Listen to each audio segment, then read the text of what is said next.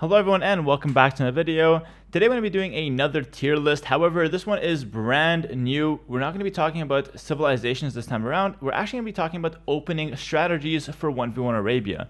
This is specifically important because we've got an $80,000 tournament coming up that is purely 1v1 Arabia. It's King of the Desert 5. And the qualifiers start this weekend, so it's April 29th and 30th, and there's 2 rounds of qualifiers, so 2 weekends. And so it's really time for us to practice and crunch down some 1v1 Arabia, get into top shape, and perform in these qualifiers.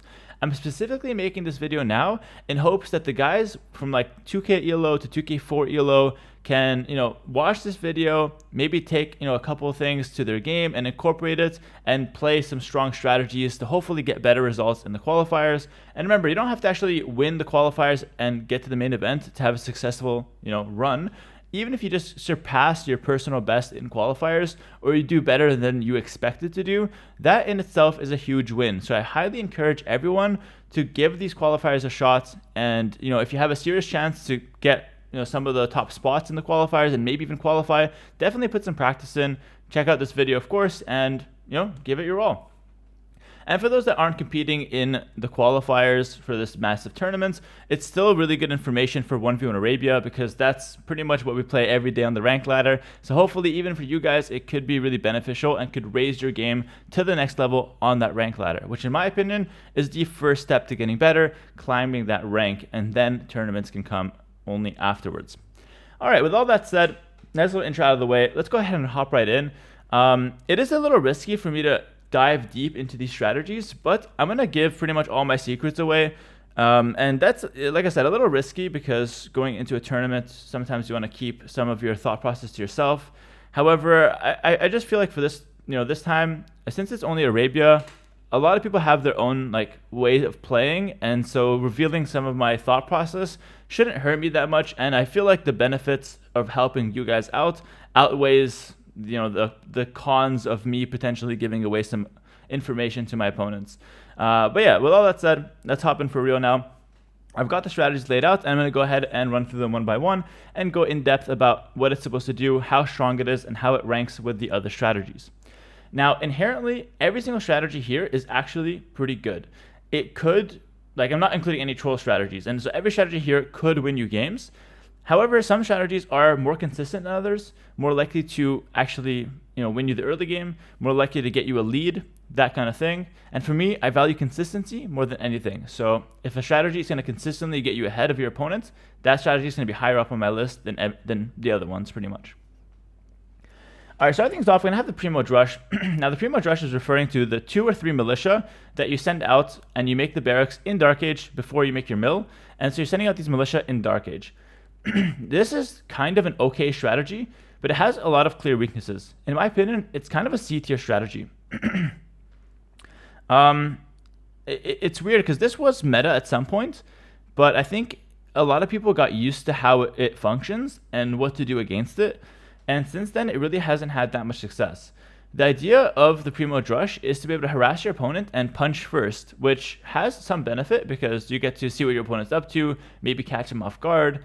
However, people have come to realize that this delays your feudal age considerably by 1 or 2 pop at most, or at least, sorry. So 1 or 2 villas later than your opponent, you're going to be going to feudal age because you invested into that barracks and militia.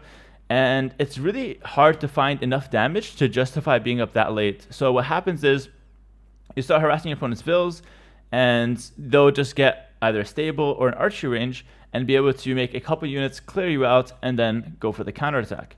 Not only that, but they can easily fight back with villagers and just simply run away with the low HP Vill.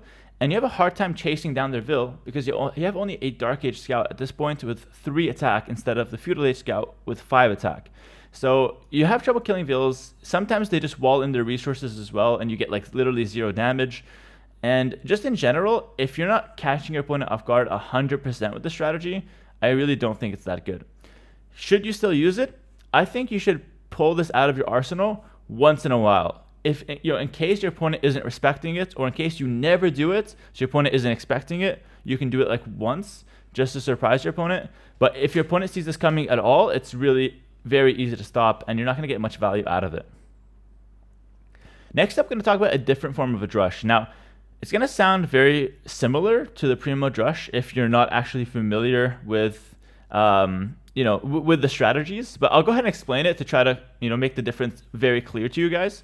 So basically, this one is called the French Drush, or the 2 Militia Drush after Feudal Age.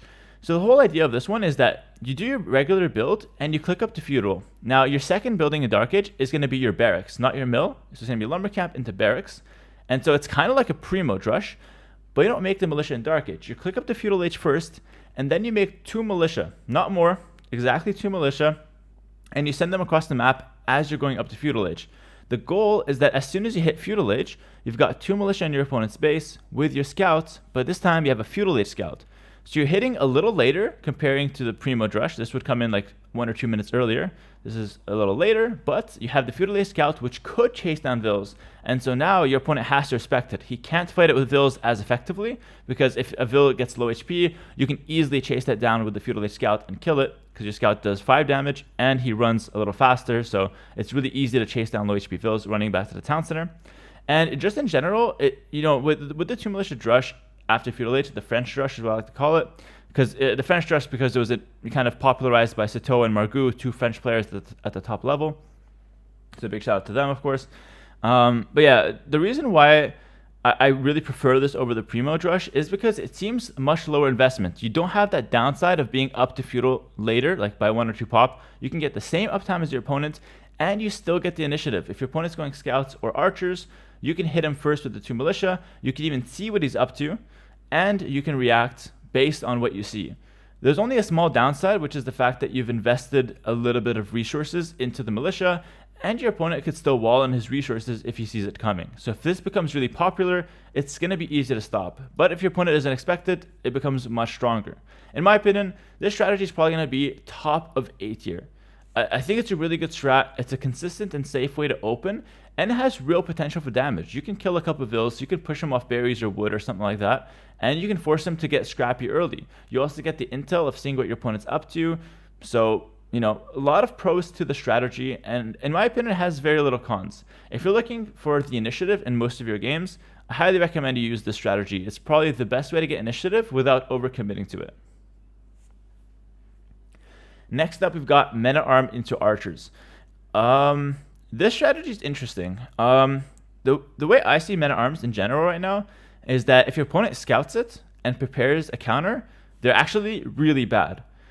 However, if your opponent doesn't scout it, if he's greedy and lures deers, or just doesn't scout it in time because he got unlucky and went the other way with a scout or something like that, then the Men-at-Arms are actually quite deadly. Men-at-Arms are also really good at punishing someone who is, or who might have a bad map, who's playing carelessly and makes his stable very far forward, or has a mill on a hill, like berries on a hill, and isn't really protecting it. So if he's being careless and he has a bad map, then Men-at-Arms is like perfect to punish that. In general as well, I see Men-at-Arms to Archers as a very high risk, high reward strat. So it can either win you the game on the spot, or it could lose you the game on the spot.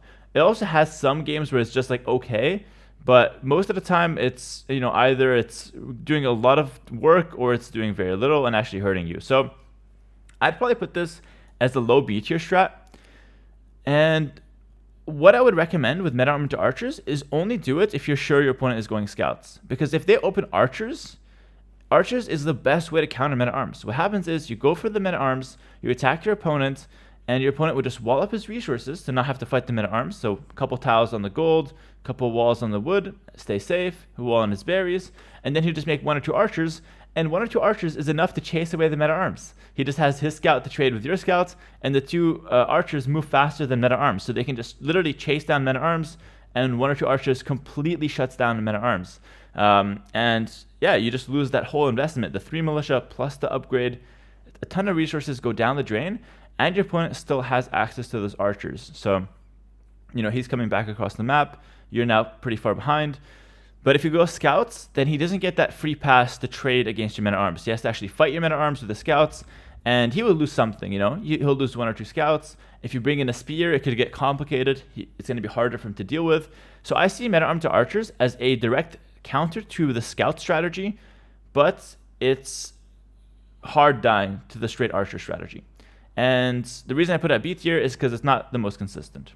I still will be using the strategy sometimes myself, but it's unlikely that this will be my go-to plan going into a game. It'll probably be something I adapt into after seeing my opponent has a bad map, or if I have a specific matchup where I know my opponent's going scouts and I know I can punish him with meta arm to archers.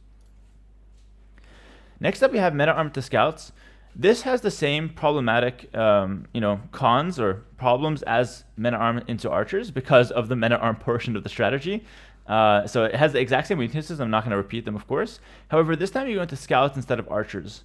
Now, the difference is between these two strategies is that the archers can be a lot more deadly if you still have the meta arms alive, whereas the meta arm to scouts, you don't care if you lose the meta arms. The scouts are going to act as their own sub-strategy after the meta arms. So what I mean by this is that with the meta arms in front and archers behind, you have really good synergy. But if you have meta arms alive and the scouts behind them are in the same army, it doesn't really add anything to the army. It doesn't do anything. Like, that's not the goal of the strat. The goal of the strat is to put pressure on the meta arms. Once they die off, you just have a stable setup at home so you can still continue to pressure your opponent with scouts and continue, keeping him in his base and using the mobility to control the map while setting up a good eco at home. It's not nearly as aggressive and it's not nearly as powerful. However, it could be a good option against someone who is likely to go into early skirms. In my opinion, it's not that good of a strategy though, and I'd probably put it in C tier. I think it's better than the Primo Drush because I think the strategy is quite poor, but I don't think it's a strategy that we'll see a lot of play. I think we'll see it a couple times in the tournament or in the qualifiers, but we're not going to see it very often, and it's definitely not going to be a main plan. It'll be a surprise factor plan or a situational strategy. Next up, we have archers into expo, otherwise known as straight archers. Now, for this strategy, I'm also going to include archers into some scouts because sometimes if your opponent makes skirms and feudal, you have to make scouts as well. So this strategy, sometimes you go archers and then you switch into scouts in feudal, and then you still end up on expo, or at least that's the plan. But you can end up on knights if you want to as well. And so all of those strategies are going to be incorporated. That's my headset. I apologize about that. You have to plug it in. I don't even know why I'm wearing a headset. I'm not listening to anything, but I just look weird without the headset. So gotta keep that on, That's why I never really leave my house without it, Can't have anyone taking my picture if I don't have it on. Also, I'd reveal the headset dent, which is never a good idea. Anyways, back to the video. So when it comes to the archers, it's really flexible. You have a ton of options. You can end up on knights, you can end up on crossbows, and all of it will be represented by this one strategy or one picture. And in my opinion, this is going to be an S tier strategy. I personally think this is the best strategy right now in 1v1 Arabia, or at least one of the best strategies. For me, it's the most consistent. Almost nothing can go wrong if you go straight archers. You up 19, 18 pop, sometimes even 20 pop if you don't really care about the fast uptime, and you just drop one range. It's really hard to play into that if you think about it. Name any strategy that does well into straight archers if I prepare a few walls. If I go for 2 militia drush, well, that's not bad, but if I just wall up and then go archers, I'm fine. If I go meta arms, archers completely counter meta arms as I stated earlier. These two strategies don't do a whole lot either. And so it's very hard to punish the archer player if he just walls in his woodline. Now, with this strategy, you have to be cautious. It is a bit slow to get going because all you have is the one range. You don't have any other infantry or opening units to work with. You can make a couple spear if you want to. So it's a little slow to get going, but if you're cautious and you make some walls around your base, you play a little safe, you will get a really good economy plus archers on the field, and archers are really flexible. Furthermore, if your opponent goes for some sort of skirmisher pressure or scouts into skirms, you can easily just switch into scouts later as the archer player, and then you're ending up on archers and scouts, which is one of the best compositions in Feudal Age in general. And it's the composition that's seen in team games as well, when you have one guy making scouts, one guy making archers. So as you can see, the composition is known to work, and it's fantastic in 1v1 as well. So in my opinion, the straight archer strategy is by far the best. This is going to be my go-to strategy in most games heading into the qualifiers. If I can, I'm going to go straight archers. But to not be 100% predictable, I will mix it up and probably do 2 militia drush, maybe some men at arms, maybe some of the other strategies I'll show later, just to keep my opponent on their toes. but this will be my go-to strat and the one I'm going to be prepared to use the most because I just feel it's the most effective. Not only that, but the Expo power spike in Castle Age is so insane. You can also sell your stone to get the Expo faster. And so in general, Archers into Expo is going to be just the bread and butter of 1v1 Arabia at the moment. It just has very little counters, and even if the other guy goes straight skirmishers, like I said, the scout follow-up is just too strong. So love how flexible the strategy is, love how strong it is as well, and you can pretty much have good results every game with it. Highly recommend you pick this up and get good with it if you want to have a good shot at the qualifiers, or even if you want to just climb some elo. Next up, we have the full scout strategy. So this is basically 1 or 2 stables in feudal, heavy scouts not going for skirms. I think the strategy is okay, but not that great. I'm going to put it at, just below here in B tier. The idea is that the scout opening is quite good actually right now. Scout opening used to be kind of bad a couple years ago because everyone was walling too early, but now like KOTD and Arabia in general, it's generally an open map, and so scouts are going to be pretty good. But the problem with going full scouts is that your opponent can easily just go archers and then mix in some spears and stay defensive. And it's very hard for full scouts to break that. So why are full scouts even an option? They're only really good if your opponent has a really bad map, really open map, and he's completely disrespecting the fact that you could have 10 plus scouts with bloodlines. So he's playing poorly or playing overly aggressive or playing carelessly. That's when the full scouts, the second stable, could come in and punish him. It's stronger than the scouts into skirms in some ways because you're able to get into bloodlines early. You get armor and forging on your scouts, and so your scouts in general become really strong, and you also get a lot more of the scouts. And so if your opponent is in the middle of the map with his archers, even if he's got a couple spears or his own scouts with them, you're able to completely destroy his army and then go raid him at his base. Not only that, but the strategy is pretty good because you end up with a lot of scouts that scale well into Castle Age because you can just upgrade Light Cav, and Light Cav are great to control the relics, snipe monks, and continue raiding your opponent. So fragile strategy, again, probably you don't go into the game thinking this is your main strategy. However, if your opponent is going like archers into scouts without even seeing you go skirms, he's just assuming you're going skirms, you can surprise him by adding a second stable and destroy him with the full scouts after you get bloodlines and armor. A good strategy, but not your main one. Next up, we got scouts and archers. I'll probably put this in D tier. I think the strategy could work, but I'm really not a fan of it right now. This used to be quite good at some point when the Expo upgrade was quite cheap. Now, Expo upgrade is pretty expensive. It is now 100 resources more than it used to be. It's just like nerfed like 6 months ago or something like that. And so it just feels like really hard to afford Expo after going scouts. And it feels like you get the Castle Age, you only have like 6 or 8 Expo, and it's really underwhelming. There's also very little reason to do this strategy over this strategy. Like if you want to play Expo, you just play archers. You'll never really need scouts into archers unless you're like a really aggressive civ, something like Mongols, and you put a lot of pressure with the scouts, your opponent is forced into a lot of spears. Then you can go archers, and maybe you can counter the mass spears your opponent has.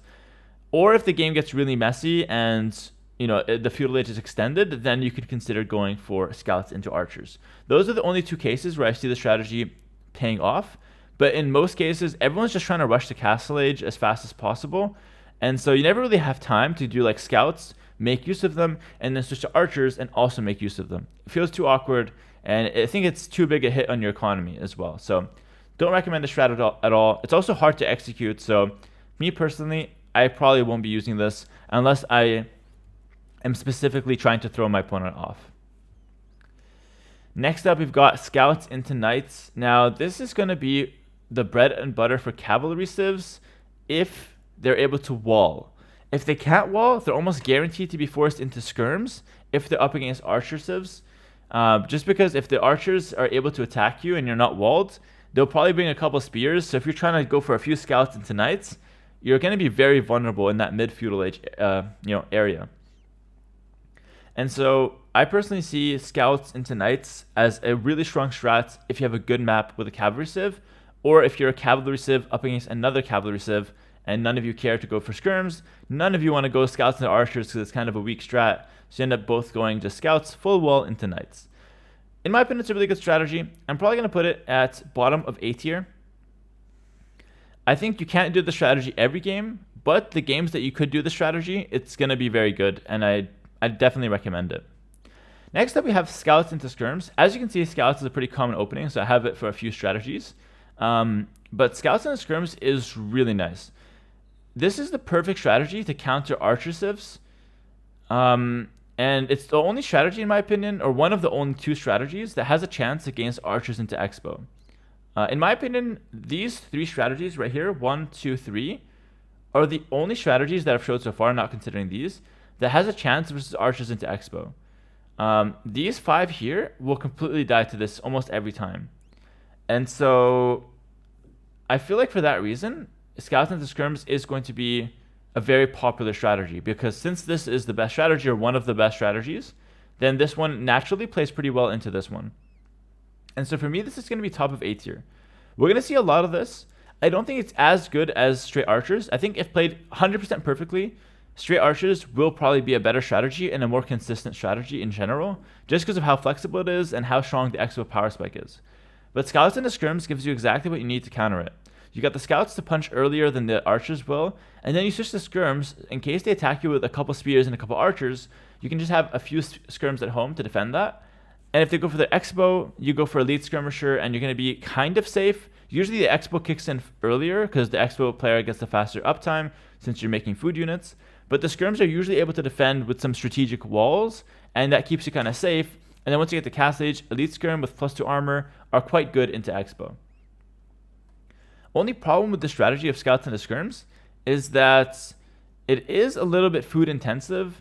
And so if you're stuck in feudal age and you're making scouts into skirms, and the archer player just avoids you, he doesn't fight you, he's behind his walls, then he gets the castle faster, and it could still be hard to hold the expos, even with the skirmishers. And so that's the kind of the downside of the strategy, and why I think that archers into expo or archers into scouts, like really flexible, transitions after making archers, will probably still be more consistent and the better strat. I'm pretty happy with this list so far, though, as far as what we'll see in the tournament and the qualifiers. Next up, I have got walls and boom. This is referring to any full wall and dark age opening, basically avoiding any confrontation. You don't necessarily have to boom, but this is your main strat. You want to just avoid confrontation, wall up, and just counter your opponent. So you can make defensive skirms, defensive towers, defensive siege, whatever the case may be. In my opinion, this is probably a bottom of C tier strat.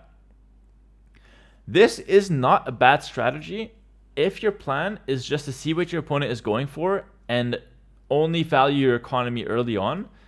But it is very risky, because if your opponent goes for a very aggressive opening, then he gets in before you're able to full wall, you're basically dead. But if you're able to full wall early, get your eco upgrades, and maybe just start adding some farms in feudal, you can see what your opponent's going for. Say he's going for a range, going for a few archers, you can then just make a few skirms behind your walls. It does require a good map, but I think going up to feudal age, not making a single production building, maybe just a barracks to throw your opponent off, and just going horse collar, double bit axe, and just staying at home and going for economy, is not a bad opening if you have the right situation for it. The two civs that do this well are Poles and Burgundians, because you get, Burgundians get the extra eco upgrades, and Poles get the full work farms. So both of these civs are very eco heavy powerhouses pretty much, and if they can just stall for the first 5 minutes of feudal age, they just skyrocket in terms of their economy. You can also consider the 2TC cumin boom as part of the strategy. It's also not the worst, but usually cumins is played with some straight archers into 2TC. But if you want to just wall and 2TC, that's also somewhat fine. But in my opinion, it's a C tier strat because it's not consistent. Sometimes it works and it's really good, but most of the time it's probably going to fail. I'll probably do this once or twice in the whole tournament at most. I don't see myself doing it more than that. And I'll probably do it when I know my opponent is going to be slightly more passive. Next up, we have FC into unique unit. It's going to be hard to judge this strategy because it's really hard to pull off an FC in Arabia, especially against high-level players, as they're going to be heavily attacking you early on and trying to punish you. But I think in general, FC into unique unit is a pretty poor strat, and I'd probably put it in bottom of D tier. Even though you have some strong unique units like Conquistadors and Janissaries, it's too hard to just go up to Castle Age, drop a castle, and make that work. We might see this once or twice if you have a really good map, and it could be as a surprise factor to your opponent. So we'll probably see it once or twice throughout the tournament. I might do it like once, but honestly probably not. I don't really like the strat. But yeah, it's not going to be the go-to strat for any player. I would predict more of an arena strategy than anything. But thought I'd mention it because it's been a classic in Age of Empires. Everyone knows about FC Unique Unit, but it's just not the right tournament for this strategy. Next up, we have FC into Huang push with Siege and Monks. This strategy is a little better than the FC Unique Unit, but in my opinion, it's still quite weak. I'm probably going to put it above... I'll probably put it right here. I still think Scouts and Archers is probably better than this. The problem with this kind of push is that it's one, not consistent, B, it relies on you being able to wall early and not die to the aggression of your opponents. And think of it logically, all of these strategies pretty much will destroy the FC strategies, right? Like if you're just going like Men-at-Arms, Scouts, Drush, some Archers, the FC guy won't really get a smooth build, and he's not going to be able to get to Castle Age with a healthy economy to execute his strategy. And even if he does, you can just go for like Redemption Monks to convert his Siege. You can easily go for like Monks to convert his unique unit most of the time, or you can even just Stonewall to defend both these strategies since you have all that time, since he's not doing anything for the first 15 minutes. So there's a lot of ways to stop these strategies. These are only good if you catch your opponent off guard. We're not going to see these strategies consistently, and it definitely won't be the go-to strat at the start of the game. People will see a good map and then surprise their opponent with one of these, maybe. Next up for my last strategy, I've got Longswords. Longswords have been buffed a lot, and I actually feel like they're in a decent spot right now. I'm going to put Longswords at the bottom of C tier or the middle of C tier.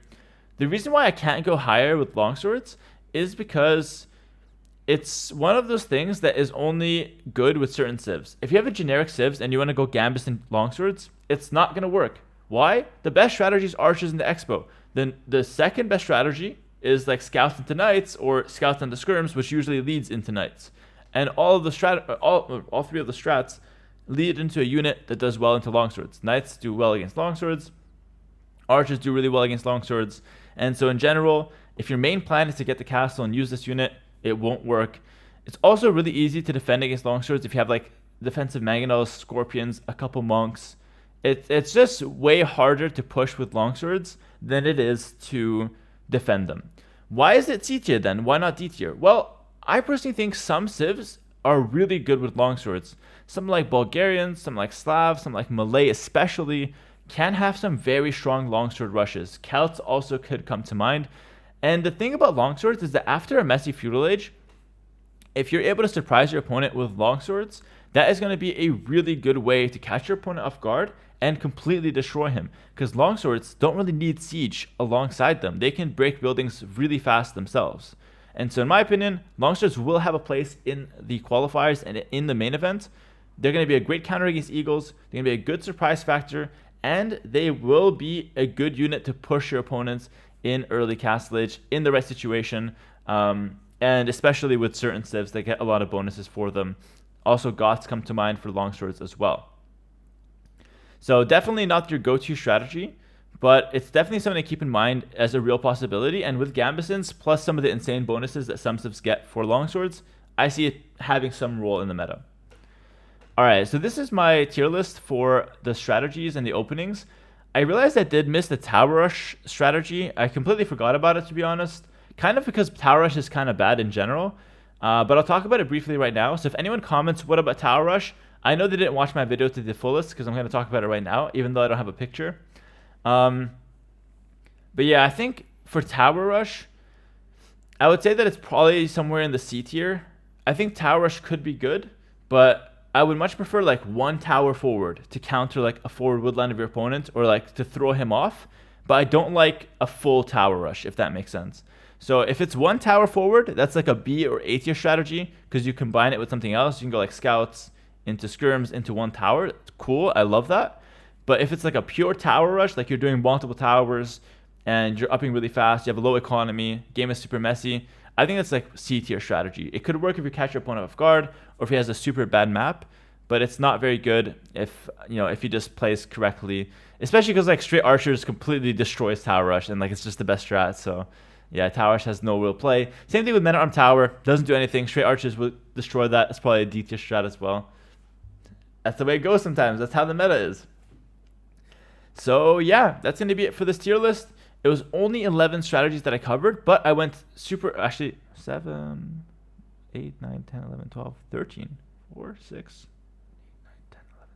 13 strats. I thought it was 11. 13 strats. I had to count twice just to make sure. So it's only 13 strats I covered, but I went super in depth just to, you know, give you guys as much information as possible. Again, I really hope the 2Ks out there are making use of this video. I don't know how much you guys watch my content, to be honest, because I tend to make my content more for like beginners, but I do hope to get some content out to help you guys, because to be honest, you guys are the future of the game to some degree as well. Like the pros are established right now, but in 2-3 years time, who knows what kind of new names we see rise to the top. And the only way to rise to the top is to put in the work and to really, you know, practice hard and also like learn from other people that are already, you know, in the big tournaments and playing the game at the highest level.